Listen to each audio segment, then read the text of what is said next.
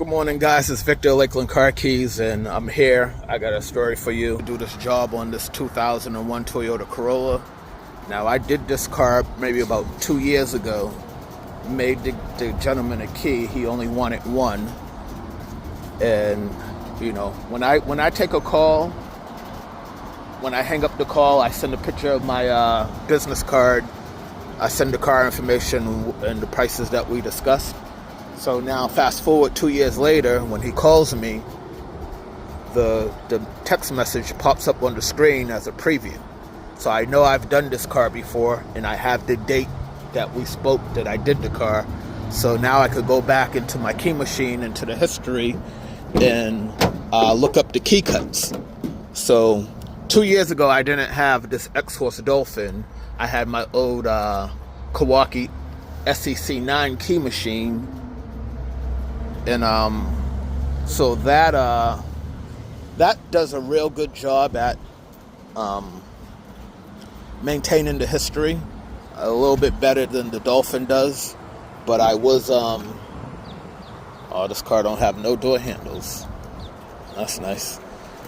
So I was able to look up the key cuts and, you know, just transfer the key code into my SEC E9. See if I could get a piece of this handle. Ooh. Yeah, I'm gonna have to do that but he has no door handles at all. All four of them are gone, so yeah, he has to have a way of pulling up on it. But yeah, so basically the moral of the story is I was able to cut him another key. Now, I offered to cut him a second key for $15 more, and he declined. So it's just like one of those, all right, well, you got this one key, you know, in 2 years from now, you're going to pay me full price to cut it again. You know, I understand not everybody has money and, you know, money's tight, but turning down a second key for $15 is kind of crazy to me, but, you know, it is what it is. You know, hopefully I don't have to see him again, but if I do, you know, a very easy key to make. Very little bit of time. So, yep, I'm just putting that out there for you guys. Always offer a second key if they decline. You know, you should have your messages where when they need a second one, you know how much you charge them, and you just charge them again. All right, LakelandCarKeys.com.